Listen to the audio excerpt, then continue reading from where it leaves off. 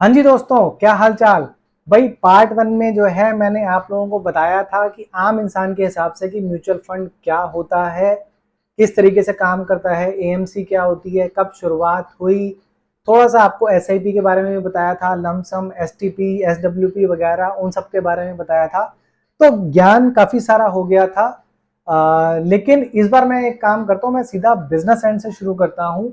आप लोगों ने सबसे पहले तो ये पूछा था कि किस तरीके से या जो है हम लोग एसआईपी में शुरुआत कर सकते हैं।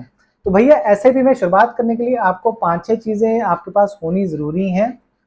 उसमें सबसे इम्पॉर्टेंट चीज़ है आपके पास पैन कार्ड होना चाहिए, आपके पास आधार कार्ड होना चाहिए, आपके पास जो है ईमेल आईडी होनी चाहिए, मोबाइल नंबर होना चाहिए, प्लस साथ में आपके पास बैंक अकाउंट होना चाहिए और उसके अंदर पैसा होना चाहिए।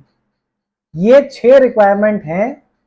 अगर ये 6 रिक्वायरमेंट आप फुलफिल करते हैं तो चाहे आप स्टूडेंट हो, चाहे आप जो है वर्किंग प्रोफेशनल हो या कोई भी हो, रिटायर्ड हो, आप म्यूचुअल फंड में इन्वेस्ट करना स्टार्ट कर सकते हैं अगर ये 6 चीजें हैं आपके पास।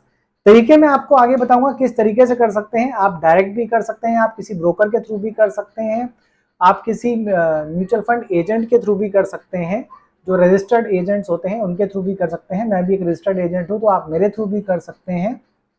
मैं आपको किस तरीके से करना है, ईमेल आईडी आपको आपके पास है, मेरी डिस्क्रिप्शन में मैं दे दूंगा, तो आप ईमेल करके भी मुझे जो है आप पूछ सकते हैं और मैं आपको सारी डिटेल बता दूंगा। मैंने आपको चीज़ें बता दी हैं कि आपको क्या क्या चीज़ें चाहिए।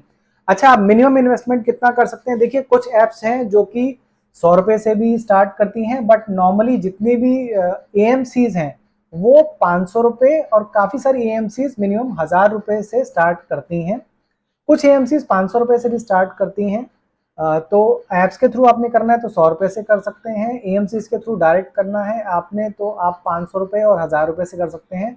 मेरा ऐसा मानना है चाहे कोई स्टूडेंट हो, वर्किंग प्रोफेशनल हो या कोई भी हो, उसको एटलीस्ट 1000 रुपये से तो स्टार्ट करना ही चाहिए। अच्छा, मैं आपको एक छोटा सा अपने ज़िंदगी का फंडा भी बताता हूँ जो कि मैं अपने जितने भी मेरे इस वक्त क्या कहते हैं रिश्तेदार हैं, जिनके बच्चे तकरीबन 15, 18, 20, 22 साल, 25 साल के हो चुके हैं और या तो वो नौकरी में जाने वाले हैं। ऑफ कोर्स 15 साल वाला तो नहीं जाने वाला, बट 22, 23, 24, 25 साल वाले जितने भी हैं जो नौकरी में जाने वाले हैं, उनको मैं एक ही फंडा अपना बोलता हूँ कि भैया आप जो भी कमाइए ना, आपकी जो भी पहली सैलरी लगे, 20,000 की लगे, 25,000 की लगे, 50,000 की लगे, 1 लाख रुपए महीने की लगे, आप एटलीस्ट अपना 20% जो है वो ज़रूर सेविंग में डालिए, अपना म्यूचुअल फंड्स में डालिए। आप शुरू से अगर ये हैबिट आप अपना लेंगे तो आपको पूरी ज़िंदगी मुश्किल नहीं होगी। आज आपकी सैलरी मान लीजिए 50,000 है तो आप 10,000 रुपये म्यूचुअल फंड में डालिए हर मंथ। कल को बढ़ के अगर 1 लाख हो जाती है तो आप 20,000 डालिए। कल को धीरे धीरे बढ़ के 5 लाख रुपए आपकी महीना हो जाती है तो आप 1 लाख रुपए म्यूचुअल फंड में डालिए। जब आप स्टार्टिंग से ये करोगे ना तो आपको इस चीज का जो है मतलब आदत पड़ जाएगी। आपको लगेगा कि 50,000 नहीं, मैं तो 40,000 ही कमा रहा हूँ, मुझे 40,000 में ही खर्चा करना है, क्योंकि आप 20% स्टार्टिंग से करते आ रहे हो। 1 लाख जब आपकी सैलरी होगी आपको लगेगा आपको 80,000 ही खर्च करना है, तो एक तो आपके सेविंग की हैबिट जो है वो डेवलप होगी, प्लस मार्केट के जो रिटर्न्स हैं आप उसका भी फायदा उठा सकते हो। अब बात आती है स्टूडेंट्स कैसे कर सकते हैं। तो भैया स्टूडेंट्स जिनको भी पॉकेट मनी मिलती है वो उसमें से थोड़ा थोड़ा खर्चा बचा के जो है अपना 500 रुपये, 1000 रुपये के करीब जो है अभी से करना स्टार्ट कर सकते हैं और लेटर ऑन जो है वो या तो टॉपअप कर सकते हैं उसी स्कीम में जिसमें कि वो कंटिन्यू करना चाहते हैं, या फिर जो है वो और ज़्यादा एसआईपी भी कर सकते हैं। भाई नंबर ऑफ एसआईपी की तो कोई लिमिट है ही नहीं। एक पैन कार्ड पे आप चाहो तो 5,000 एसआईपी चालू कर सकते हो, चालू रख सकते हो, कोई कोई उसमें रोक टोक नहीं है। जितने फंड्स हैं दुनिया में, इक्विटी फंड्स के हो या डेट फंड्स के हो, आप सब में इन्वेस्ट कर सकते हो, कहीं कोई मनाही नहीं है। तो स्टूडेंट हो, वर्किंग प्रोफेशनल हो, बिल्कुल अपना कैरियर स्टार्ट कर रहे हो, आपको एटलीस्ट मिनिमम अपने 20% जो आपको पॉकेट मनी में मिलती है ना, 1000 रुपये अगर महीने का मिलता है तो 200 रुपये आप इन्वेस्ट करना शुरू करिए आज से। और डिस्क्रिप्शन में मैंने अपनी ईमेल आईडी दे दी है। आपको यही बता दिया कि क्या चीज़ 6 चीज़ें चाहिए आपको। भाई ईमेल आईडी आपके पास है, मोबाइल नंबर आपके पास है, बैंक अकाउंट में पैसा आपके पास है, पैन कार्ड आप बनवा लीजिए अगर नहीं है, और आधार कार्ड आपके पास होगा ही होगा, क्योंकि इंडिया में रहते हैं तो ऑफ कोर्स आधार कार्ड तो होगा ही होगा। अच्छा, आप चलिए दोस्तों शुरू। अच्छा हाँ, मैं एक काम करता हूँ, मैं अपनी एक ज़िंदगी की छोटी सी सीख भी देता हूँ आपको इससे। मैंने 2007 की बात है, 2007 में जो है अपने मदर और फादर का 1-1 लाख रुपए इन्वेस्ट किया था यूटीआई डिविडेंड यील्ड फंड में। तो अब हुआ क्या भाई साहब, टोटल मैंने 50-50 हज़ार करके 4 फोलियोज बनाए थे यूटीआई डिविडेंड यील्ड फंड में ही। 2 लाख रुपए टोटल इन्वेस्ट किया था, और ये किया था मैंने कोई दिसंबर 2007 में। और उसके बाद 2008 में 8 जनवरी को आ गया लेमन सब प्राइम क्राइसिस, अमेरिका से स्टार्ट हुआ था, और मार्केट बुरी तरीके से गिरना शुरू हो गई थी, बुरी तरीके से। तो मुझे घर में पहले तो हर रोज गालियां पड़ती थी कि भैया 2 लाख रुपए तूने लगा दिए, आज देख 1,70 हो गया, 1,60 हो गया, 1,50 हो गया, 1,40 हो गया। उस वक्त नुकसान हो रहा था। मैंने उनको कहा आप चुपचाप शांति से बैठे रहिए, मार्केट है अपने आप ऊपर आएगी। आप सोचिए मैं तब से और उससे पहले से इन्वेस्ट करता आ रहा हूँ। अब भैया जब 2012 में जो है मार्केट आपकी लगभग उस लेवल पे दोबारा पहुंच गई कि 1 लाख, मतलब जो 2 लाख लगाए थे 50-50 हज़ार करके 4 जगह, वो 2 के 2 लाख हो गए, वापसी पे अपनी जगह पे आ गए। तो घर वालों को लगा कि भैया एफडी में लगाए थे तो इससे बेटर रिटर्न होता, तो भैया तो हमारे 2 लाख रुपए जो है वो निकाल दे और हमें 2 लाख रुपए हमारे वापस कर दे। अच्छा, मैं बहस करता रहा उनसे, हफ्ता 10 दिन ऐसे ही बीत गया, मार्केट थोड़ी सी और ऊपर हो गई। तो मैंने क्या किया, मैंने कहा ठीक है, हम लोग जो है एक काम करते हैं, मैं आपको आपका पैसा जो है वो रिटर्न कर देता हूँ। और 2 लाख के करीब मैंने जो है रिडम्पशन डाल दी उनसे, फॉर्म साइन करा के। तब ऑनलाइन इतना ज़्यादा होता नहीं था। अब 2 लाख मैंने डाल दिया, बट जो मैं उनसे 7-8 दिन बहस करी मैंने, उस दौरान जो है मार्केट और फंड जो है वो थोड़ा सा और ज़्यादा चढ़ गया। मैंने रिडम्पशन डाली थी पूरे 2 लाख रुपए की, मैंने ऑल यूनिट्स की रिडम्पशन नहीं डाली थी। तो हुआ क्या कि उनमें उनके तकरीबन तकरीबन जो है वो 12,000 रुपए के करीब जो है वो पैसा रह गया। 3-3 हज़ार रुपए के करीब, 3200 रुपए के करीब था, मतलब 12,800 के करीब हर उन चारों अकाउंटों में रह गया। तो 12,800 करीब उनके उन अकाउंटों में रह गए। उसके बाद मैं भी भूल गया, वो लोग भी भूल गए, उनके उनको 2 लाख रुपए मिल गए माता पिता को, और वो अपना उन्होंने उसकी एफडी करा दी। अब कोरोना के टाइम पे सडनली उनको एक घर पे चिट्ठी आती है कि ऐसे ऐसे करके आपका जो है वो फंड है जिसके अंदर आपके पैसे पड़े हुए हैं, लगभग लगभग आपके जो है टोटल सब मिला के 30-35 हज़ार रुपये के करीब हैं। तो पापा ने मुझे कहा कि ये पता करके बताओ ये कौन सा फंड है, मुझे तो याद नहीं आ रहा कि हमने कोई म्यूचुअल फंड में पैसा लगाया हुआ हो पुराना। तो मैंने उनसे कहा ठीक है, मैं आज पता करता हूँ, कल पता करता हूँ। ऐसे करते करते मैंने 2 साल निकाल दिए, क्योंकि मुझे पता था कि मार्केट इस वक्त जो है वो गिरी हुई है, तो अभी फंड वैल्यू का पता करने का कोई फायदा नहीं है। एक बार मार्केट बेटर हो जाए फिर उसके बाद पता करूंगा। तो 2024 के करीब में मैंने 23 में मैंने पता करना शुरू करा।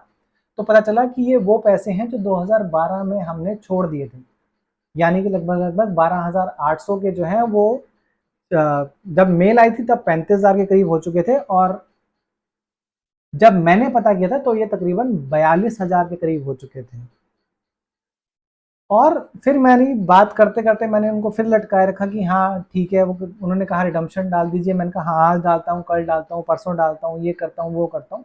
मैंने 1 साल और खींच दिया, और फिर जब मार्केट ऑलमोस्ट पीक पे थी, लगभग लगभग 25,800 पे थी, तब मैंने कहा अब मैं रिडम्पशन डालता हूँ।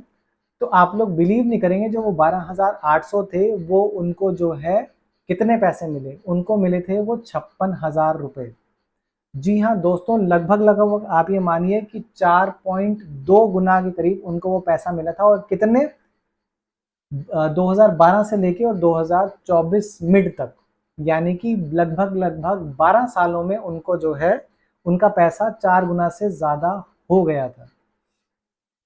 तो इसीलिए भाई साहब, आपको अगर म्यूचुअल फंड में इन्वेस्ट करना है तो आपको लंबे समय के लिए इन्वेस्ट करना पड़ेगा। 6 महीने के रिटर्न, 3 महीने के रिटर्न, 10 साल के रिटर्न, 5 साल के रिटर्न, वो सब आप भूल जाइए। आपको कम से कम 10 साल तो एटलीस्ट म्यूचुअल फंड को देने ही पड़ेंगे। मैं तो कहता हूँ कि आप अगर म्यूचुअल फंड में इन्वेस्ट करते हैं और आप 20 साल के हैं, 25 साल के हैं, 30 साल के हैं, 35 साल के हैं, इसको आप रिटायरमेंट फंड मान के चलिए। और जितने भी आप लोग 20-25 साल के हैं, मैं तो कहूँगा आप हमेशा स्टेप अप एसआईपी कीजिए। जैसा कि मैंने आपको बताया था कि जब आपकी नौकरी लगे उसका 20% और हर साल उसको धीरे धीरे करके बढ़ाते रहिए। 20% आप अपना इन्वेस्ट करिए ही करिए। मैं एक काम करता हूँ, मैं आपको जो है ना एक सिप कैलकुलेटर के थ्रू दिखाता हूँ कि मैं जो कह रहा हूँ वो कितनी सच्चाई है उस चीज़ में। तो मैं एक काम करूँगा, मैं थोड़ा सा कैमरा जो है घुमाऊंगा मेरे अपने स्क्रीन की तरफ, और स्क्रीन की तरफ मैं आपको दिखाने की कोशिश करूँगा कि किस तरीके से जो है एक SIP कैलकुलेटर काम करता है। और फिर उसके बाद हम लोग जो है अपनी बातचीत जो है वो फिर दोबारा चालू रखेंगे। हाँ, अभी के लिए मैं आपको बता दूं कि निफ्टी की परफॉर्मेंस की अगर बात करें, पहले मैं थोड़ा सा और आपको इस बारे में बताता चलूं कि निफ्टी की परफॉर्मेंस की बात करें तो पिछले 3 साल में निफ्टी ने लगभग 11.21 के हिसाब से जो है रिटर्न दिया है साल दर साल। 3 साल में, 5 साल में इसने रिटर्न दिया है 16.49%, 10 साल में इसने रिटर्न दिया है 11.85% साल दर साल। तो मतलब 3 साल और 10 साल का लगभग सेम ही है। 15 साल में इसने रिटर्न दिया है मात्र 10.58%, 20 साल में रिटर्न दिया 12.34%, 25 साल में रिटर्न दिया 12.14% और 30 साल में रिटर्न दिया 11.35%। तो रफली अगर आप मान के चलें तो भाई साहब 12% के हिसाब से आप मार्केट से रिटर्न एक्सपेक्ट कर सकते हैं। जितने भी लोग कहते हैं ना कि भाई साहब 15% का रिटर्न आपको एक्सपेक्टेड है, 20% का रिटर्न आपको एक्सपेक्टेड है मार्केट से, तो एक आधे साल, 2 साल, 4 साल में तो मिल सकता है, लेकिन लॉन्ग टर्म में 12% का रिटर्न जो है बहुत बढ़िया रिटर्न है। प्लस साथ में आपको ये बता दूं, अगर आपको पावर ऑफ कंपाउंडिंग के बारे में पता है, पैसा आपका डबल कब होता है, वो 72/n की जो एक रेशो होती है। तो अगर आपको पैसा आपका डबल करना है तो 72/9n जो है वो होता है फॉर्मूला। तो n where it is number the rate of interest. तो अगर आपको 12% की रिटर्न मिल रही है तो 72 डिवाइडेड बाय 12 यानी कि 6 साल में आपका पैसा जो है डबल हो रहा है।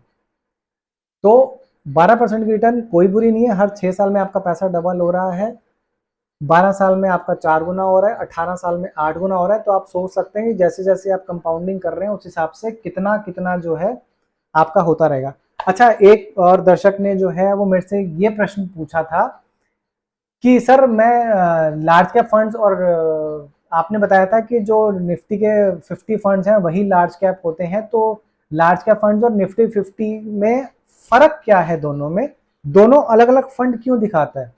तो उसका जवाब ये है कि निफ्टी 50 में जब आप या इंडेक्स फंड में आप इन्वेस्ट करते हैं ना, इंडेक्स फंड जो होते हैं पैसिव फंड होते हैं। निफ्टी में अब जैसे 50 फंड्स हैं तो परसेंटेज जो उसमें डिसाइड होती है, अब रिलायंस है फॉर एग्जांपल, मैं एग्जांपल बता रहा हूँ, एग्जैक्टली करेक्ट नहीं होगा ये। अब मान लीजिए रिलायंस का उसमें टोटल अगर निफ्टी को 100 पॉइंट माने तो उसका सिर्फ 7 रुपया जो है वो रिलायंस में लगेगा, 5.5-6% जो है आपका TCS में लगेगा, 5% ACC में लगेगा। इस तरीके से जो 50 फंड है परसेंटेज वाइज उसके डिसाइड होते हैं। और जो छोटे मोटे जैसे जोमेटो है, शायद जोमेटो का शायद 1.5 रुपया ही होगा, मतलब 1.5% के करीब उसका है। तो अगर जोमेटो अगर डबल होता है अपने उससे नॉर्मल एक प्राइस से, तो निफ्टी के ऊपर वो सिर्फ डेढ़ गुना से 3 गुना यानी कि सिर्फ 1.5 पॉइंट का ही फर्क डालेगा। लेकिन रिलायंस जो कि 7% के करीब है, मान लीजिए अगर रिलायंस डबल होता है तो वो 7% का फर्क उसमें करेगा। तो परसेंटेज डिसाइड होती है निफ्टी 50 में कि आप जब भी आप निफ्टी 50 इंडेक्स फंड में आप पैसा डालेंगे तो उसी परसेंटेज में जो है वो इंडेक्स फंड जो है वो उन स्टॉक्स में पैसा लगाएगा। जैसे कि मैंने आपको बताया रिलायंस में 7%, अपना TCS में 5%, एग्जाम्पल बता रहा हूँ, थोड़ा ज़्यादा है, आई थिंक 11.5-12% के करीब है रिलायंस की, और इसी तरीके से TCS की भी जो है वो 8.5 या 9% के करीब परसेंटेज है। तो 100 रुपया अगर वो लगा रहा है इंडेक्स फंड में तो 11-11.5 रुपये रिलायंस में लगेगा, 8-8.5 रुपये TCS में लगेगा, और जोमेटो में जैसे मैंने बताया 1.5 या 2 रुपये लगेगा। लार्ज कैप की अब जब बात करते हैं तो लार्ज कैप में 50 के 50 फंड में नहीं लगाता जो फंड मैनेजर होता है, वो कुछ सिलेक्टिव फंड जो है वो उसको मैनेज करता है और उनको उनमें वो पैसा लगाता है। जैसे फॉर एग्जांपल वो कहता है मैं सिर्फ 20 ही स्टॉक्स में पैसा लगाऊंगा, और वो उसकी मर्जी है। इंडेक्स फंड में क्या है, उसको जितनी परसेंटेज का वो इंडेक्स फंड में उसकी परसेंटेज है उतना ही लगाना है। लेकिन लार्ज कैप फंड्स में उसकी खुद की मर्जी है, वो चाहे तो रिलायंस में पूरा 50% लगा दे, चाहे तो वो क्या नाम है टीसीएस में, इन्फोसिस में, एशियन पेंट्स में, किसी में भी वो 10% लगा दे, 5% लगा दे। 50% हालांकि नहीं लगा सकता वो किसी में, उसमें कैप होती है। आई थिंक 25% की कैप है कि आप 25 नहीं 20% की कैप है, 20% से ज़्यादा आप किसी भी फंड में किसी भी स्टॉक में एक फंड से पैसा नहीं लगा सकते। तो ये फंड है, ये डिफरेंस है लार्ज कैप फंड्स में और अपने क्या कहते हैं इंडेक्स फंड में। सेम ऐसे ही मिड कैप फंड्स में भी है, सेम ऐसा ही है। अगर आप बिल्कुल रिप्लिकेट करते हैं कि मिड कैप फंड में 51 से लेकर 250 तक है, जितने जितने परसेंटेज में है उतने उतने में आप लगा रहे हैं, तो वो मिड कैप फंड प्रॉपर पूरा उसको ट्रैक कर रहा है, उसी हिसाब से परसेंटेज लगा रहा है। लेकिन अगर आप उसमें से सिर्फ 15-20 स्टॉक्स चुन रहे हैं 51 से लेकर 250 तक के बीच में, जो आपको लगता है कि अच्छी ग्रोथ दे सकते हैं आगे आने वाले टाइम में, तो उसमें परसेंटेज फंड मैनेजर डिसाइड करता है। अगर आपको जो mid cap normal mid cap fund है, अगर वो बिल्कुल इंडेक्स मिड कैप फंड में इन्वेस्ट कर रहा है, बैंक निफ्टी फंड में इन्वेस्ट कर रहा है, तो वो बिल्कुल उसी परसेंटेज के हिसाब से जाएगा जो कि उसकी बैंक निफ्टी या निफ्टी या मिड कैप में परसेंटेज डिसाइडेड है। उसको वो फंड मैनेजर नहीं छोड़ सकता अगर वो इंडेक्स फंड्स में जा रहे थे। तो आई होप मैंने क्लियर कर दिया होगा कि लार्ज कैप और इंडेक्स फंड में क्या डिफरेंस है। बैंक निफ्टी का जो फंड होते हैं या कोई भी और फंड जो पैसिव फंड्स होते हैं जो इंडेक्स को ट्रैक करते हैं, उनमें क्या फर्क है। अच्छा, जो गलतियां जो नॉर्मल एक इन्वेस्ट करता है वो भी मैं आपको बता देता हूं। हालांकि मैं पहले भी बता चुका हूं कि भैया टाइमिंग इंपॉर्टेंट नहीं है कि मार्केट गिरेगी तो मैं पैसा लगाऊंगा। इंपॉर्टेंट है सबसे ज्यादा टाइम इन, कि आप कितने समय तक पैसा उसमें रखते हो, वो सबसे ज्यादा इंपॉर्टेंट है।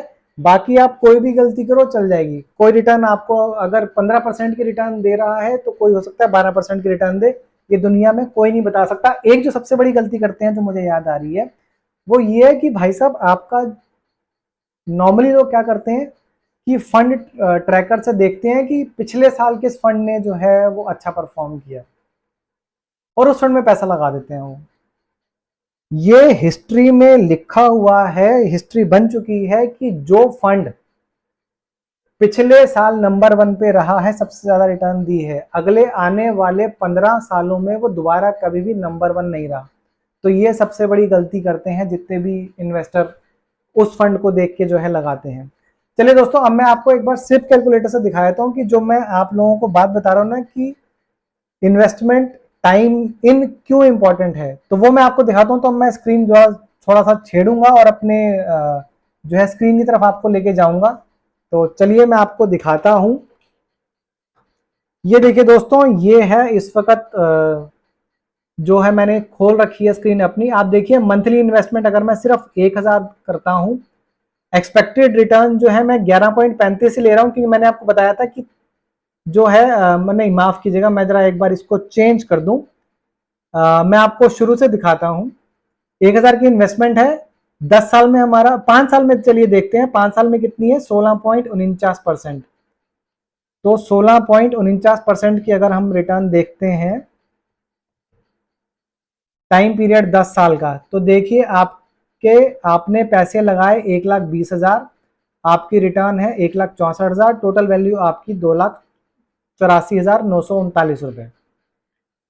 ठीक है दोस्तों, मतलब आपका पैसा 10 साल में लगभग लगभग डबल होता है।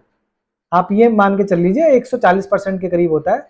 अब वहीं अगर आप 15 साल के लिए लगाते हैं जो कि आपकी है 10.58%,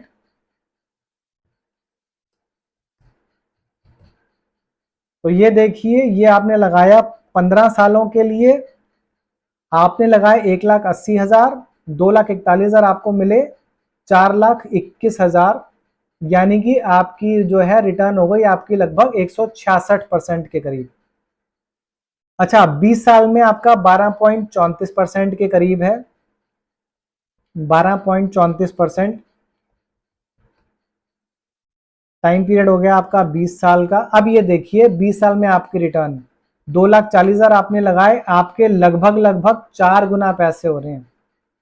तो समझ रहे हैं आप, आपको बेनिफिट कब मिलना शुरू होगा, जब आप 15-20 साल तक कम से कम पैसा लगाएंगे। चलिए और जादू दिखाता हूं आपको। 25 साल में कितने रिटर्न है? 12.14%। ठीक है दोस्तों, ये हो गया आपका 25 साल। अब देखिए, आपने 3 लाख लगाया और आपको कितने, लगभग लगभग आपके 6 गुना पैसे हो रहे हैं। ठीक है, अब और जादू दिखाता हूं। 30 साल में आपका 11.35% के करीब। ये जितने जितने रिटर्न आई हुई है मैं उसके हिसाब से बता रहा हूं आपको। हालांकि मैं आपको एक बार नॉर्मल भी आपको दिखाऊंगा कि अगर एक पर्टिकुलर तरीके से आपको रिटर्न मिलती है तो क्या हाल होगा। ये देखिए, 30 साल में 11.35% की जो पिछले 30 सालों की रिटर्न रही है माफ कीजिएगा, 3,60,000 रुपए आपने लगाए और आपका पैसा जो है लगभग लगभग 8 गुना हो रहा है। ये आप लोग देख सकते हैं। चलिए अब मैं एक काम करता हूं, मैं जो है आपको यही चीज दिखाता हूं कि अगर आपने लमसम ये पैसे लगाए होते, अब लमसम अगर मान लीजिए आपने फॉर एग्जांपल 10,000 रुपए लगाए होते, 12% की रिटर्न होती है आपकी।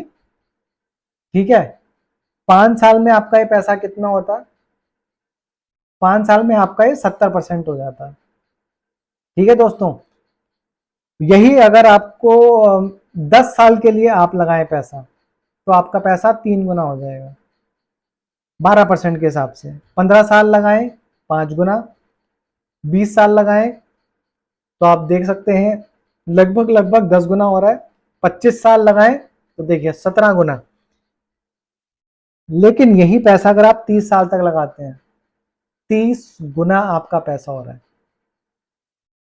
तो इसीलिए मैं कहता हूं कि मार्केट में है ना, टाइमिंग इंपॉर्टेंट नहीं है, टाइम इन इंपॉर्टेंट है। अब आप लोगों में से कुछ लोग कह सकते हैं कि भैया किस्मत हमारी अच्छी है, बहुत अच्छा रिटर्न मिल सकता है हमें, तो चलिए मैं मान के चलता हूं कि आपको 16% का रिटर्न मिल गया। तो देखिए, आपके लगाए हुए 10,000 रुपए 8,58,000 रुपए हो गए।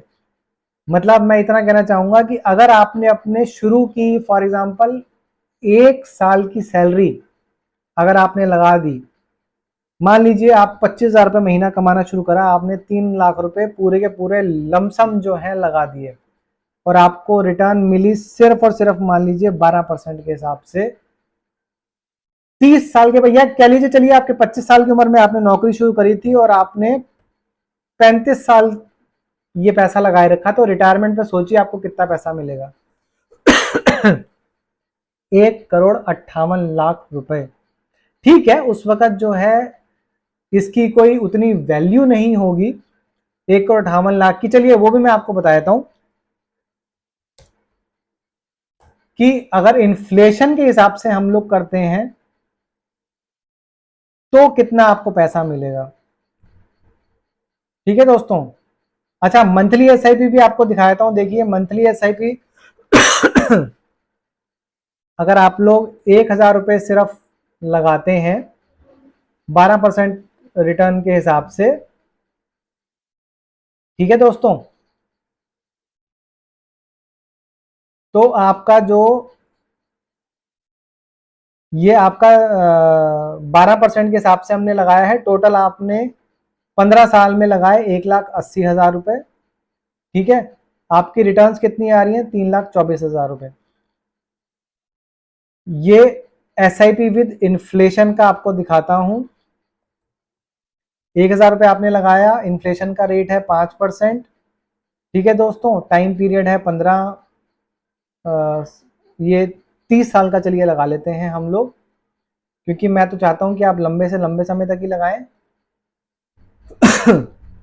एक्सपेक्टेड रेट ऑफ रिटर्न अगर 12% की रखते हैं हम लोग, तो आपकी जो इन्फ्लेशन एडजस्टेड वैल्यू होगी वो 8,16,000 रुपये होगी। लेकिन यही जैसा कि मैंने आपको कहा कि 3 लाख रुपए आपने लगा दिए, सॉरी माफ कीजिएगा, 3 लाख इसमें तो नहीं लगेगा, वो तो लमसम में ही लगेगा। इसको हम 1,000 ही रखते हैं। ये देखिए, ये आपकी इन्फ्लेशन एडजस्टेड जो वैल्यू है, ये आपकी टोटल वैल्यू आ रही है 8,16,000 रुपये। 1,000 रुपये आपने लगाया तो आपको 8,16,000 रुपये मिल रहा है। अच्छा, अब जब मैं स्टेप अप एसआईपी की बात कर रहा था तो वो भी आपको बता देता हूँ। आपने आज की डेट में 1,000 रुपये लगाया, एनुअल सेटअप जो है परसेंटेज, चलिए मान लीजिए आपकी हर साल 8% के हिसाब से तनख्वाह बढ़ रही है, ठीक है दोस्तों। तो 8% के हिसाब से अगर आप 35 सालों तक या 30 साल मैक्सिमम पीरियड है, 30 साल तक लगाते हैं अगर हैं आप, 8% स्टेप अप है आपकी। एकदम से गला खराब हो गया मेरा। तो देखिए आप लोगों को